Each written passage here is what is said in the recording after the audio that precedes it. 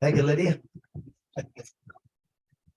You know, when you read a complete systematic theology, Karl Barth, Emil Brunner, very, very popular ones, Berkhoff has a systematic theology. Basically, systematic theology tries to take all the relevant pieces of theology about God, salvation, everything, and put it into one coherent package, which is actually hard to do because there's just a lot of paradox and things in the Word of God. But anyway, so there are great men who put these together. But the one thing that is true and real and very important is this. They always emphasize two aspects of revelation. And unfortunately, Christians have laid hold of one, but in the midst, they've kind of missed the other. Do you know what those two are? The primary revelations that are expounded in a systematic theology are one. If you have a 2-volume work, guarantee you the first volume is God, our creator. The second volume is God, our redeemer. Now, it may not seem like it's that important to you, but here's what we've lost. The Jews understood by revelation, those under revelation, that God being their creator, they were owned by God. And they had a debt to pay to God. He's my creator. It's just like Ray says, to one of his kids, I'm your father. You owe me obedience or I'll take you out. That's what he said to Elijah just today. We were out playing golf, right? No. But, the creator has a stake in who you are. He created you, and our lives are to be responding to this creator God, to worship him and love him and serve him. So the Jews had a hold of that, you see, and that's why they tried to, by the commandments and the covenants, to try to serve God. But of course, they failed because sin is a principle that was established in all human life from the garden on. So when Isaiah begins to open up this wonderful gospel of the Redeemer and the servant of the Lord, he has to take 9 chapters, 40 through 48, to reestablish something that was lost among the Jews, and that is their creator God, to whom we have to do. You remember how the writer of Hebrews says, there is nothing hidden from him with whom we have to do. That means we are owned by God, right? So it's a very wonderful revelation when we see it, the size and dimension of God. So a lot of Christians believe in God the Redeemer, but you see, when you don't believe in God the Creator, or you don't, of course, everybody believes in God the Creator, but if you don't see it, then we come into this thing where the world is totally rotten, it's no good, it's corrupt, there's nobody in the world is any good, it's all terrible, it's just going to all burn. So don't even bother with it. The whole thing's get redeemed and wait for the kingdom to come. Now, that may sound good to you, but it's because we don't understand how much God loves this world, this creation he has made, and all these lost people that he created, and all these animals, even spiders. We don't often appreciate that. So in many hymn books, thankfully in our hymn book, we seem to have a lot of creation songs that worship our great creator, the maker of the universe, who sang yesterday. But many times they sing about God's salvation, God's redemption through Jesus. But don't forget, Jesus is also the creator of us. And so there's something to be seen there. And I hope we can see it as we go through these studies for these next several chapters, okay? Now, tonight, Isaiah chapter 41 has one basic theme. There's a lot of things that are going on, but it's this: God reigns over the nations, specifically in regards to history. Okay, yeah, we'll see that. We sing the Lord of history, the potentate of time, as one of our verses in one of our hymns that we sing. Okay, so let's take a look. Once again, just for those who haven't been here perhaps, or just for review, Isaiah, his ministry's been over pretty much. He's over 70 years of age. And at this time, around 700 BC, during the reign of Manasseh, probably the worst king of Judah, he received a fourfold revelation and a calling from heaven. And it gave him a whole new life. Imagine a 70-year-old man receiving a whole new calling. It's just like Abraham, right? 80 years old, bingo. God says, I got work for you to do, right? Heaven's voice of glad tidings. And this glad tidings is the Hebrew word, which we translate gospel. So now his first time gospel is actually used in the Bible, in the Old Testament. And it is, as we show in 1 Corinthians 2:9, as it is written, eye has not seen, nor ear heard, nor have entered into the heart of man the things which God has prepared for those who love him. When Isaiah wrote down these gospel messages that he received in 700 AD, and he passed them on to the remnant who were the faithful followers along with him up on the walls of Jerusalem, they could not understand. They couldn't understand how can God comfort his people? Wait a minute. Well, what's happened? What's changed? Of course, now we see, looking back, that there's a Redeemer who suffered for our sins and forgave our sins so that we can come into this forgiveness and this comfort. And all that you have done has been taken care of. You've been reconciled to God, right? So these were the voices from heaven. Behold your God was the central message. Behold your God anew. You who have worshipped idols, you who have made God small, a tiny mite God, open your eyes, behold your God, right? A new life and future has opened up to humble, weary believers.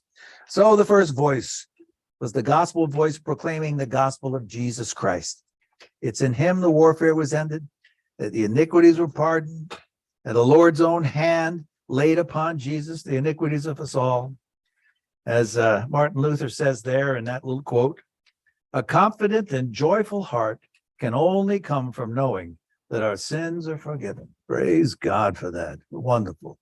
God came down as man, and Jesus came, changed the whole history of humanity, right? First voice. Second voice we studied last week was the gospel voice of sanctification and the second coming. Suddenly, John the Baptist comes on the scene and he's preaching the second coming and prepare for the coming of the Lord. That's a wonderful aspect of our gospel to proclaim.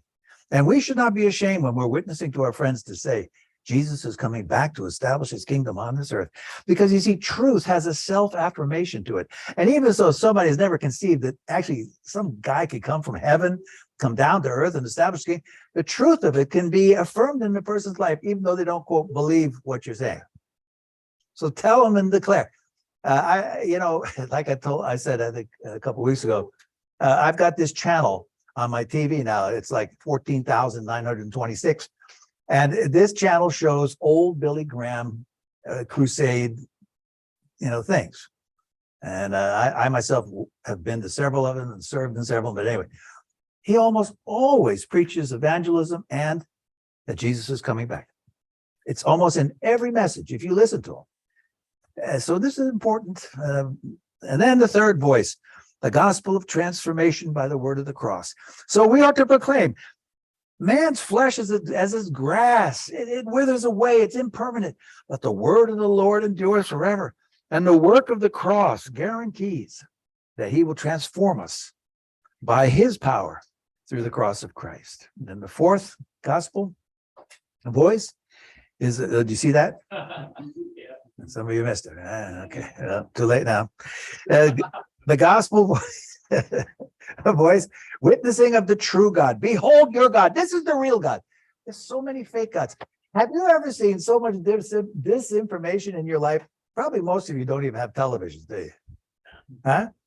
Man, oh man. On the eve of the election, there's so much disinformation on both sides. Total, it's like, wait a minute. Who are the real people? You can't even tell. And so it is with God. There's so many gods, so-called gods. God is this, God is that. But we can get up on the mountaintop speak from Zion and say, behold your God. Look at him, right? Here is your God. See his mighty arm, see his shepherd's arm. We studied all this last week, right? These glad tidings were spoken from heaven to Isaiah and must be expounded through now the rest of this second half of Isaiah. God and his gospel are bigger than man can naturally conceive, right? Now, after we studied the first 11 verses, then for the rest of chapter 40, we found God speaking specifically to two groups of people. The first ones were the children of Israel who had been blinded by what? Those of you who are here, idolatry, right? They've been blinded by idolatry. And so the Lord talks to them, asks them questions. And he says, have you forgotten what you have heard? Now that to us, we hear that la, la, la, passes off us. But as soon as you say, have you forgotten what you have heard? The word there is in Hebrew, Shema, which is the famous passage in Deuteronomy chapter 6 we have listed here. So let's begin with Lydia. Don't shoot at it until you read this verse from Deuteronomy. Hear, O Israel. Thou shalt worship God with all thine heart, with all thy soul, and with all thy might. And these words which I command thee this day shall be in thy mouth. And every Jewish boy or girl who gets mitzvahed has this verse memorized in Hebrew, because the Jews are told specifically that this is, have you heard this? So what he's saying to these idol worshippers is, what's happened? Don't you remember the covenants you made? Don't you remember when you said, you shall love the Lord your God? I am the Lord, I am the only God. You shall love the Lord with all your heart, mind, soul, and strength. So he's bringing these idolaters away from their idols and back to God, right? To the idolaters, Isaiah reminded them that their God alone was the creator of heaven and earth. That took half the chapter. And then in the second half at the end, he wants to comfort those, because there's those who have been faithful, but their faith has faltered because of the difficulties they've gone through. Now, once again, remember that these prophecies are to be fulfilled after the return of the dispersion, not only from Babylonian captivity, not only from Roman captivity, not only post 1948. There is a final gathering that this finally speaks about. But many Jews have been through what the Bible calls Jacob's trouble, which basically has been, ever since they rejected Jesus in Jerusalem, they have faced relentless persecution by all kinds of evil, wicked, and sometimes the church wrongly. And they've been persecuted and persecuted. So these faithful ones have become weary, condemned, feel like they're small, going through trials. And so the Holy One says, the Holy One giveth power to the faint, and to them that have no might he increases strength. And then the song, which you don't know, huh? Do we really? You know it. How many of you know they that wait upon the Lord? Okay. Here we go. So simple, really. They that wait upon the Lord shall renew their strength. They shall mount up with wings as eagles. They shall run and not be weary. They shall walk and not faint. Teach me, Lord, to wait. See if you can try it one time. They that wait upon the Lord shall renew their strength. They shall mount up with wings as eagles. They shall run and not be weary. They shall walk and not faint.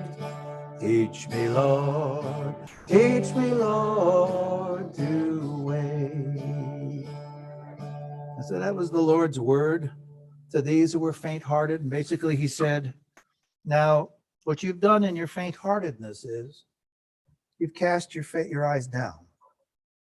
I want you to look up and see that God has never forsaken you. He's never left you. Look up and be renewed. So but we looked at all of that already. So we're just passing on a review from last week. Now in Isaiah 41, God continues to declare his greatness as ruler over history. And the first part, God calls the nations to heaven's halls of judgment. The picture that Isaiah sees is God bringing all the idols and their idol makers into a courtroom where he is going to be the prosecutor of prosecutors, right? So now we do these verses. So Ray, would you read those? So you see this is at verse 1 and then it jumps all the way to verse 21 because this section in the middle we'll get to after this. But right now, let's hear the courtroom appeal of these verses. Keep silence before me, O islands, and let the people renew their strength. Let them come near, and let them speak. Let us come together to judgment. Produce your cause, saith the Lord. Bring forth your strong reasons, saith the King of Jacob. Let them bring them forth, and show us what shall happen. Let them show the former things, what they be, that we may consider them, and know the latter end of them, or declare us things for to come. Okay, now we're going to look at that in a little bit, but you can just picture them in this huge courtroom where God is sitting as judge and also prosecutor. Okay, the case being tried is which God controls history. Now, the issue of does God control history is very significant to us. I don't think we've quite grasped this in certain ways. Look at the issues about this. Is history influenced by various gods or is it ruled by one God? This was the issue here because these many gods all claimed that they ran things. 2, is there any truth to be learned from the seemingly random history of the world? So if history is just random, people rise and kingdoms rise and fall and everything, and there's nothing behind it, there's nothing to be learned really, it's just chaos, right? Chaos and then some semblance of civilization and back to chaos. 3, is there meaning behind the difficult events of Israel's history, which is going to be taken up tonight? All the stuff Israel's gone through, is it for nothing? How about the rise and fall of nations? Babylon and then Persia and then Greece and then Rome and then United States, etc. Huh? Number 4, does Isaiah 41 see history as cyclical or linear? Now, I think probably most of you have studied enough history philosophy to know that there's 2 basic forms of history. The cyclical view is the Eastern view. It's this whole thing that, life is one continuous and infinite sort of cycle. You're born as a pigeon and you die and come back as Cracker Jacks, and then you come through a cycle again and you become a great man. And but a lot of people see history. I mean, even a communist understanding of what is it? Synthesis? No, thesis, and then anyway, you have beginning and then a breakdown and then a reformation. There's a process of economic justice in the communistic system that shows, yes, thesis. Anyway, and thesis, antithesis, synthesis. That's what I want to put. Right? That is a philosophy of Marxist. And anyway, but the Bible very clearly shows history is linear. That means it's going somewhere. It's got a beginning, it's got an end, and there's an end in view. So the Bible always shows a linear view of history, which is so different from this. One of the great things that showed itself during the time that Israel was established as a nation and the Arab nations came in and fought against them and lost. It was something amazing that was reported openly, and it's this. When the Arabs lost to the Jews, they felt like the fates were against them. They were very, Islam is very fatalistic. Allah does what he wants to do. You got nothing to say about it. You just bow before what he does. You know what I'm saying? So when they're disappointed and they lose a battle, they believe it's just God doing it to them. And so they cry out to God, God, why did you do this? Why we bow before you? We were just a mess. Anyway, number 5, is there any way of judging history? Can history be judged? Or number 6, how would knowing God rules over history bring man hope? Now, what if you had a revelation? I don't just mean head knowledge, some kind of heart knowledge that God is ruling over your history. So can I change the word to biography, I guess? God is ruling over your biography? Well, Romans 8 clearly says that, right? He foreknew you, he's called you, he's justified, he's glorifying you. He is the ruler over your biography. I mean, what a difference that makes, especially in times of chaos, that, hey, there's more going on here. I may not understand, but I think I'll put my life into the hands of God, who rules history, right? So you see this is the case behind all that's going on. Okay.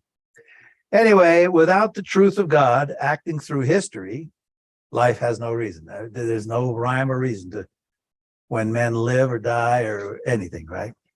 Anybody know Dorothy Sayers and read any of her stuff? Hannah, oh, she's my girl.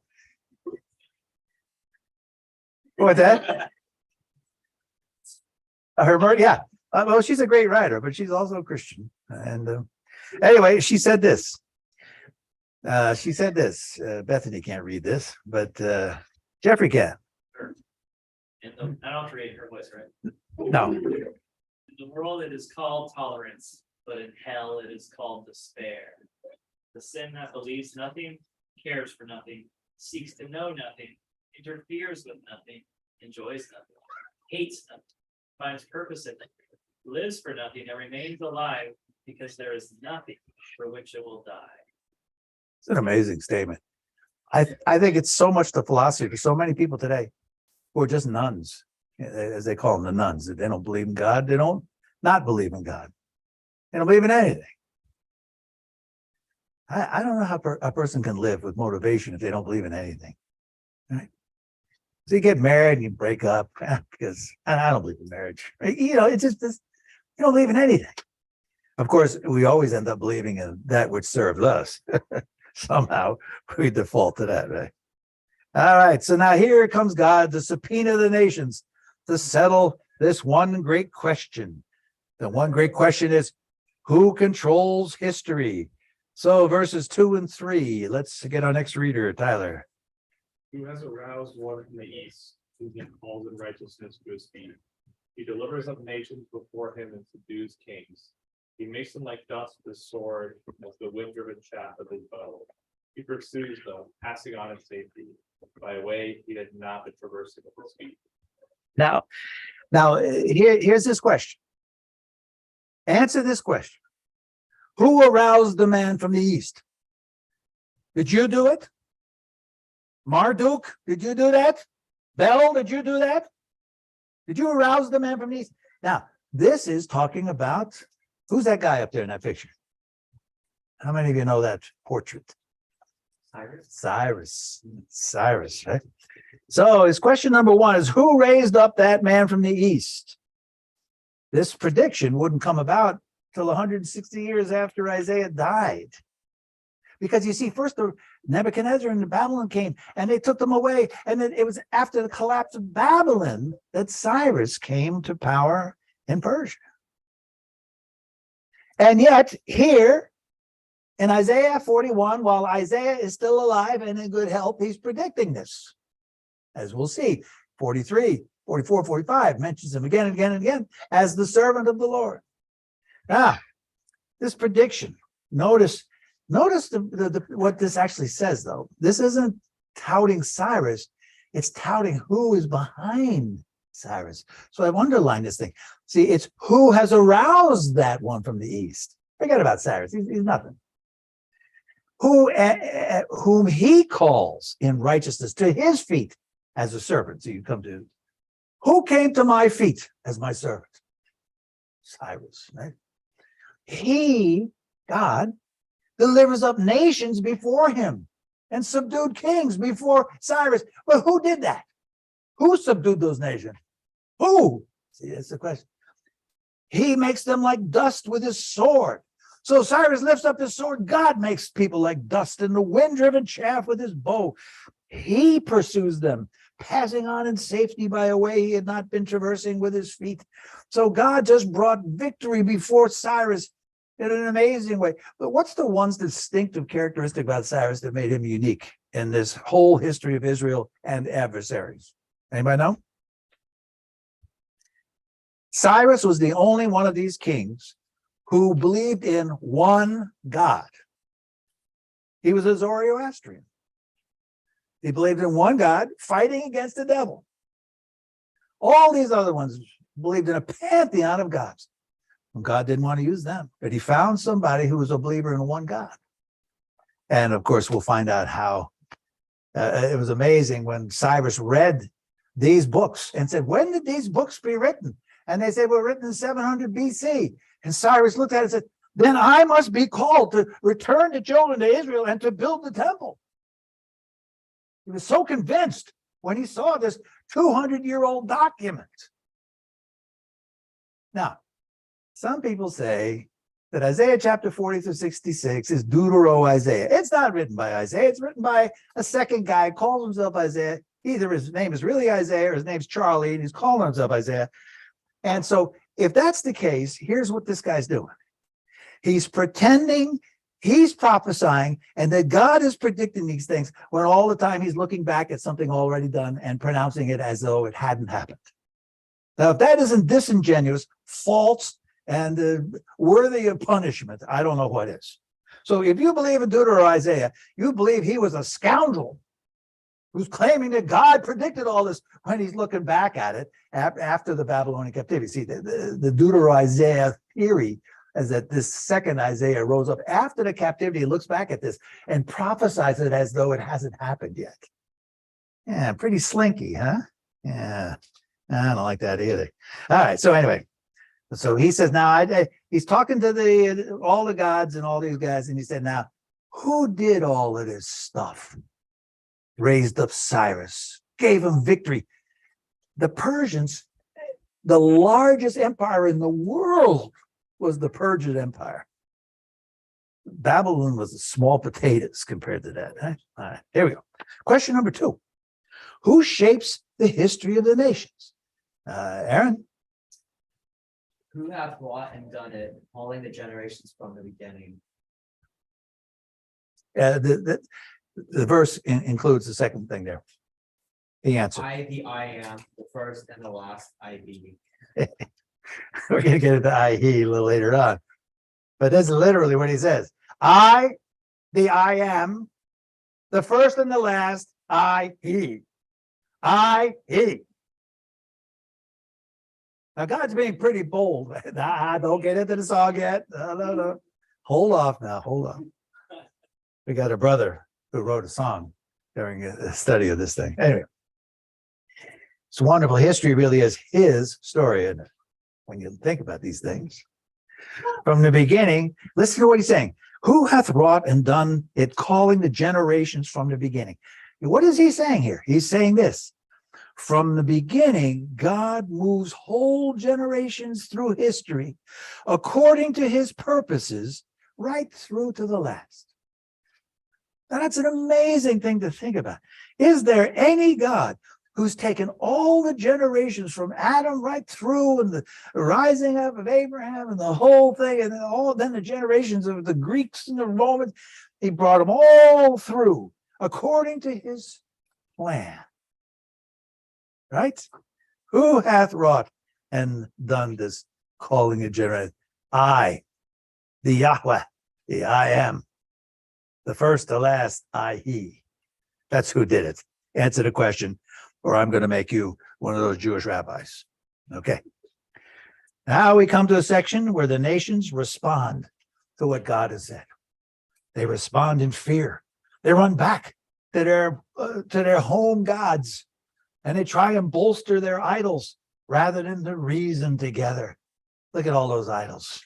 American idols, all kinds of idols. Okay, let's read these verses now. 5 through 7, where are we at?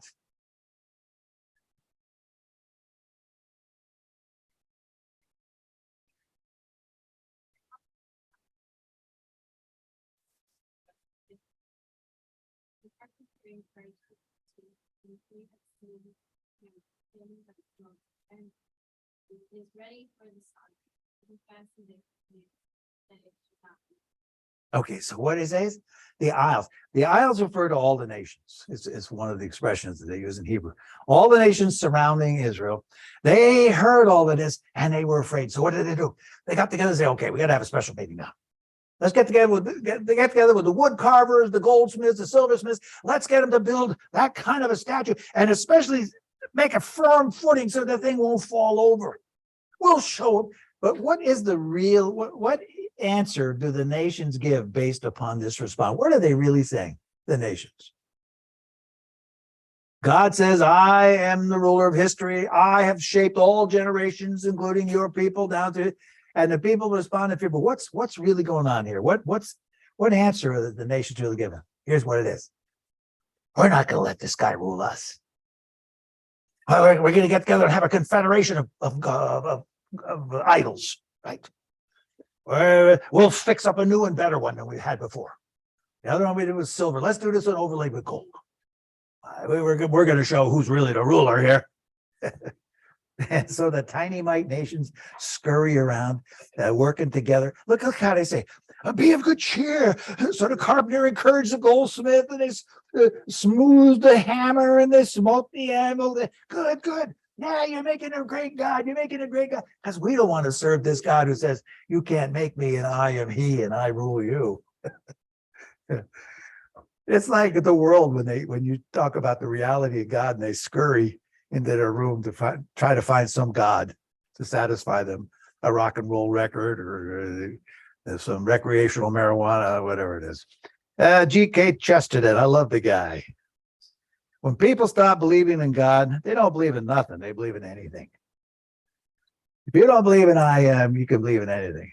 You make your own God, right? All right. Well, here they are. Well, here's a bunch of them.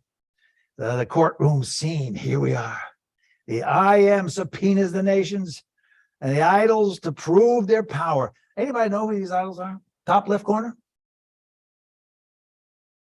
This was Moab's favorite god.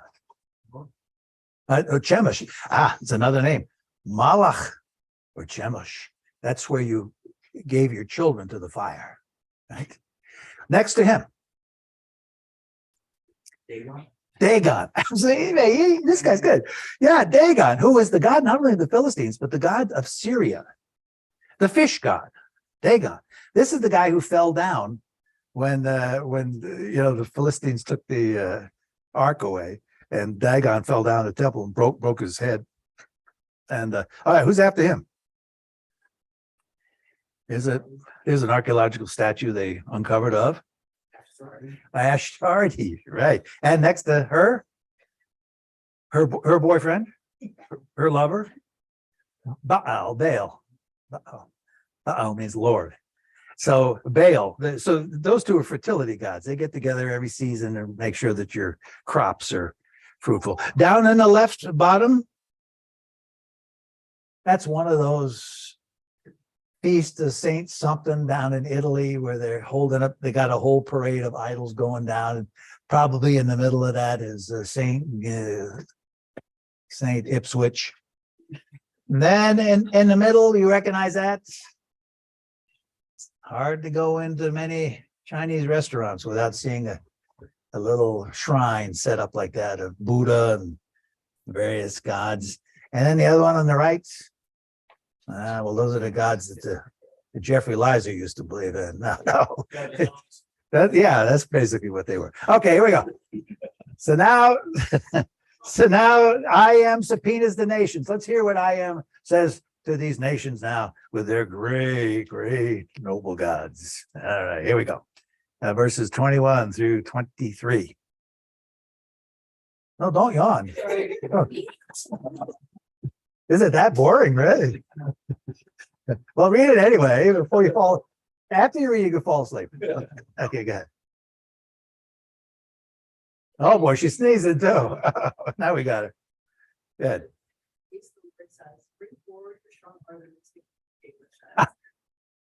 Verse 21 on the left. Prove your case. No, you don't have to read that. You read the red. I'm gonna jump in and read the black on the side just to save time. Go ahead. Let them bring forth and declare to us what is going to take place. As for the former events, declare what they were, that we may consider them and know their outcome, or announce to us what is coming. Okay, stop. So verse 22. All right, here you go. Why don't you predict something? Predict some future history. What's going to happen? Go ahead, predict it. Or why don't you reveal the purpose and design behind something that happened in the past? Okay, Declare the things that are going to come afterward, that we may know that you are people gods. good. Indeed, do good or evil, that we may anxiously look about us and fear to heaven. So foretell Israel's final history. What's going to happen in the finale of history? Come on, you gods. Oh, you great gods, tell us something. And why don't you tell us anything? Tell us anything, he says. Just do anything. Do something that'll make us afraid. It just, what does it remind you? It reminds you with Elijah and all the prophet priests of Baal and Ashtarte and dancing around, and Elijah said, come on, prove something. Start the fire, do something. And they're cutting themselves with knives. Oh, please, Baal, and he never shows up. So this is what, and notice how God calls himself the king of Jacob. Interesting, isn't it? How he sides with Israel as the true God of Israel. Oh, yeah. All right, now, God gives his verdict because there was absolute silence in the court. All right, prove yourself. And Chet nary said a word. So here comes the indictment. All right, well, Hannah's yawning, so go ahead, you're next. Got to keep you guys awake somehow.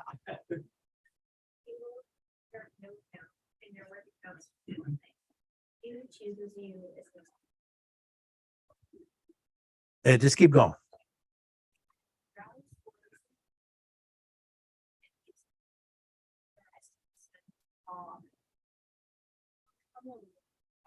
common rulers as the bondholder, even as the father of slave. Who has declared this from the beginning, that we may know, from the forward times that we may say, he is right. Surely there is no one who has declared. Surely there was no one who has proclaimed. Surely there was no one who did the purpose. Formerly you said to Zion, behold, here they are, and Jerusalem, and will be a messenger of good news. But when I look, there is no one, and there is no counselor among them. Who, if I ask, they would answer. He brings Judah into the picture, blinded by idolatry also, but look what he says. He goes over, he mentions once again Cyrus, or you could say he's mentioning snack on ribs from Syria. I mean, some say that the man from the north and the east could refer to a number of different people. But anyway, he says, you never predicted it. You have nothing to say. You have nothing to declare from the beginning. And he says, you know what? You guys are frauds. And God indicts the idols as powerless, meaningless, empty frauds. Wonderful. So God laughs them out of court. Behold, all of them are false. Their works are worthless. The molten images are wind and emptiness. And so this is a recent New Year's Eve party I was at. And no, he laughed out of court. All right. So the verdict comes down. So we jumped to see this courtroom scene, but the depiction should be very clear. What God is saying, is there any God besides me? He'll go on to say later, I know not one. Is there anybody? And especially this detail, who is the Lord of history, who's shaping your life? Israel, Jacob, I'm shaping your life. I alone can do that. There's no one else, right? Okay. So once again, we just stopped for just a moment to look at the essence of idolatry. One, any heart level substitute for God. 1 John 5:21, you know that the world is full of idols, right? Said you were led by idols and drawn by idols when you were lost. But an idol for a Christian today is anything that at heart level gets in the way of God being ruler of your heart, I will love the Lord with all my heart. That is wholehearted love. And when something else gets in the heart as a substitute, it's idolatry. So it doesn't have to be the block of wood, right? And in that idolatry, there is always, Satan always sticks in, as he did in the garden to Eve, a lie of a happiness, which promises freedom, meaning, security, power, or anything which will gratify our self-love. So he says to Eve, Eve, you can be as wise as God. You can know good and evil. Of course, he's suppressing you so that you won't eat from this tree. Come on, eat of this tree. So sin itself is only the surface problem. Lust is our captured hearts believing a lie and acting on the lie. The lie, Jesus, for a Christian, Jesus, your life is not enough, nor can he satisfy. So I need this, I need that. And eventually these this and that, they can be playthings or they can get in your heart. And when they do, it blinds us to the Lord. Christians are blind to the Lord when they have something else in their heart that's stolen their hearts away, right?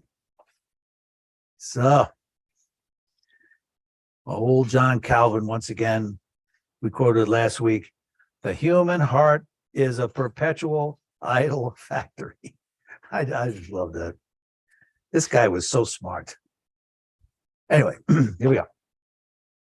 We see the passage how strongly the Lord feels about idolatry, right? It robs the believer of abiding in him as the wellspring of life. Faith is undermined and weakened when someone trusts in an idol. Faith goes right out the window. Not only are idols nothing, but the idol worshiper becomes small, shallow, vain, petty. And in the end, those who trust in idols come away empty-handed. And here's some people worshiping idols.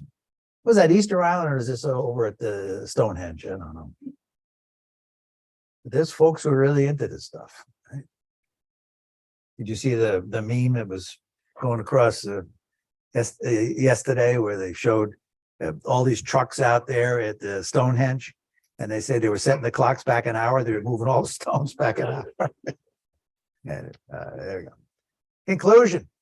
The Creator is not only omnipotent and omniscient, but he shapes history. The Creator rejects any deistic notion. What is deism? Have you studied deism? Deism is the specific belief that God created the heavens and the earth and then walked away and left it alone to its own chaotic denouement. Either it works out good, works out bad, but God doesn't mess around in the details of history. The Creator rejects any deistic notion that he created the world, set it spinning, and left it alone to work out its own history. There's many people who think they're working out their own destiny.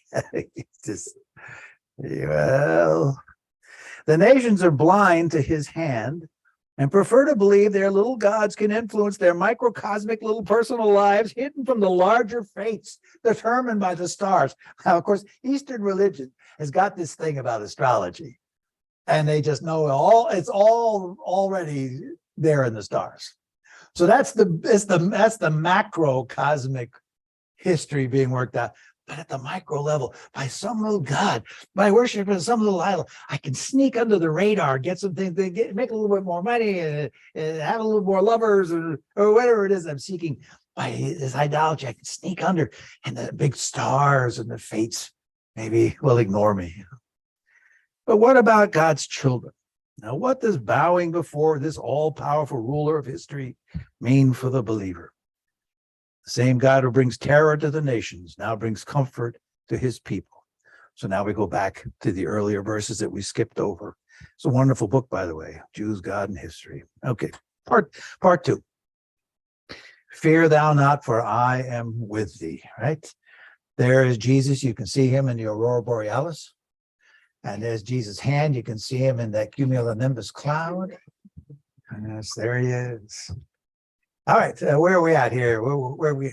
Who's going to read?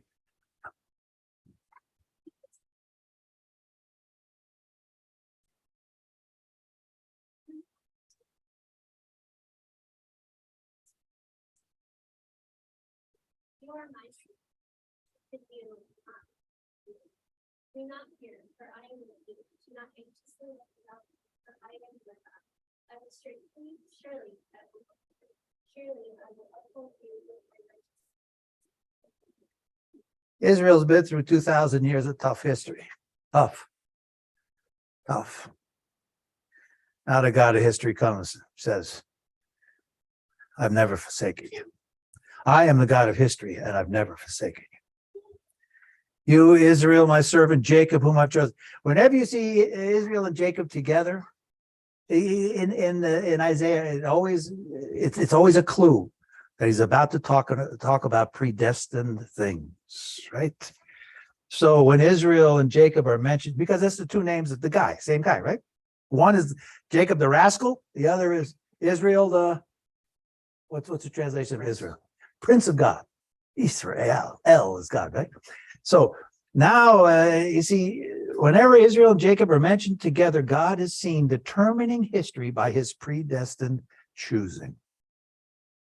God has a right to choose who he wants. Deuteronomy 32, Moses' last song, what does he say? The nations were set in order according to the purpose he had for Israel. Now that's determinate history right there. Beautiful. Even in captivity and dispersion, the I Am never rejected his chosen servant. It's an amazing thing to say. Can you imagine the Jews who've been through all they've been through, the Holocaust, the whole thing? And God comes in, no, I've never rejected you. Now he comforts Israel's fear with promises of protection, strength, and righteousness. Verse 10, I hope maybe some of you will memorize it, whatever version you like. I think this is probably King James, but do not fear, for I am with you. Do not anxiously look about you, for I am your God. I am your God. This big God, I'm yours. I'll strengthen you. Surely I'll help you. Surely I'll hold you with my righteous right hand.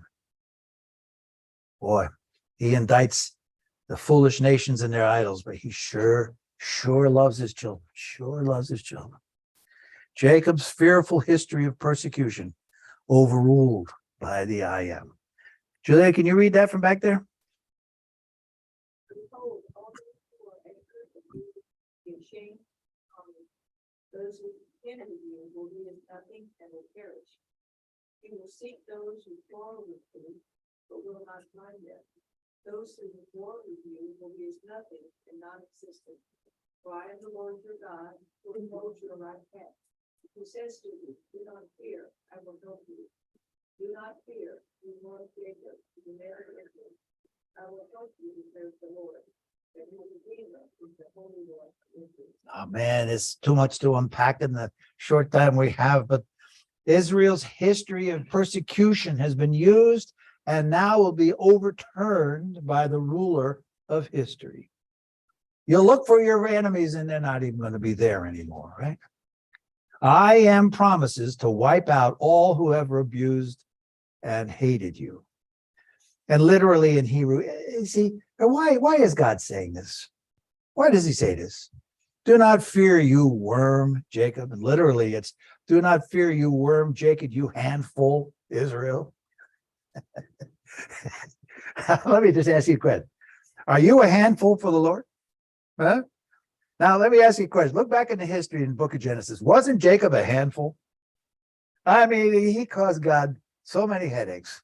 God was, I'm telling you what, he was taking Advil every night. And so God says, listen, you worm Jacob, that's who you are. You know that's who you are. You handful Israel. I've chosen you. I'll never leave you. I'll take care of you. I'll bring you to your destined end.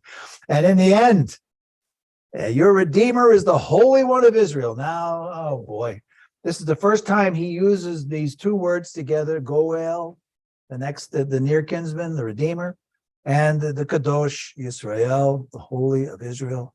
Now, the Holy of Israel, which you get the sense of a jealous lover, a holy, separate, transcendent being. And now, your nearest kinsman. This is as far as the east is from the west, now brought together for the purposes of salvation for his own children. My. Okay, Leah, can you do this one? 15, 16? What's that? Okay, no, that's okay. We'll go over here. Colin, go ahead. Adventure news shop scratchings that Gustavo Adges. He will stretch the mountains and the pulverize them and will make them hills like chaos. You will whittle them and the wind will carry them away and the storm will scatter them, but you will rejoice in the Lord. You will glory in the Holy One of Israel. Okay, you see that guy there's threshing. He's throwing the wheat up in the air, the chaff separating from the, okay. I will change worm Jacob into Israel, my righteous servant, to judge the surrounding nations like a winnowing fork. I will transform my people and make them righteous and make them those who bring righteousness into the earth. In that day, Israel will rejoice in the I am, whose sovereign history will end in giving glory to Kadosh Yisrael, the Holy One of Israel. History is going to be finished in glory. And God's children, Jacob, will be turned into righteous Israel and be part of that glorious ending. That's where history goes, in the hands of the I am. 17 through 19. Grace, can you do that? 7, 19? I will put this, 17. Yeah. The afflicted and needy are honored with theirs, and their tongue is touched with theirs. I, the Lord, will gently as the God of Israel, I will not forget them. I will open rivers on the bare heights and streams in the midst of the valleys. I will make the wilderness full of water and the dry land full of fountains of water. I will put the cedar in the wilderness, the acacia and the myrtle and the olive. I will place the juniper in the desert, together with the box tree and the cypress. All right. Many people thought this is what happened in 1948. Many of the Jews, as they reclaimed Israel and then vegetated, or what do you call it? They didn't just reforest, they replanted. And you go down through Gaza and everything, it's just full of oranges and great date trees and all kinds of stuff. What would you call it? I guess, yeah. Anyway, they just made this beautiful place out of a desert. And the Lord says, that's what I'm going to do to you. Of course, there's spiritual metaphors there, right? I'll provide for your thirsty souls. I'll open up streams in the desert. I'll reforest or replant what was your wilderness. So I think when the Lord comes back, nobody will have been humbled so much as the Jews. And nobody will be more righteous and full of love for the Lord when they finally see their Messiah and realize what was done for them. All men will come to know that Jehovah rules over history. Verse 20, that men may see and know, may consider and understand together that the hand of the Lord has done this, the Holy of Israel has created it. The loving hand of Kadosh Yisrael shapes history. All men will know that the hand of I am has shaped history. They'll know it objectively, they'll consider it, that's the spiritual understanding, and they'll understand it together, that is, as a people, corporately. What a tremendous end. Jehovah rules over history. And you and I will understand what the Lord's doing in our lives. And he's shaping our history as the potter in our lives. So we know these wonderful verses. Just finish up with this. What stage is your life in right now? Streams in the desert. How many of you have the devotion book, Streams in the Desert? There you go. Okay. Well, Streams in the Desert is all about those who are learning lessons going through the wilderness, right? Pretty much. Okay. So what stage of life are you in right now? Have weariness or idols made you hungry and thirsty? Yes, I caught a few of you right there. Okay, well, how about this one? Have you humbly cried out to your Redeemer in light of this revelation? How about this? Have you drunk of his rivers, even in the desert? Have you been transformed from a worm to a righteous one? All right. Well, so that verse which I hope maybe you'll take to heart. I know Ray has probably memorized chapter 41 by now. But here we are, verse 10. Fear not, for I am with you. Be not dismayed, for I am your God. I'll strengthen you. I'll help you. I'll uphold you with my victorious right hand. Yeah, that's the second stanza. Right there? It is. Fear not.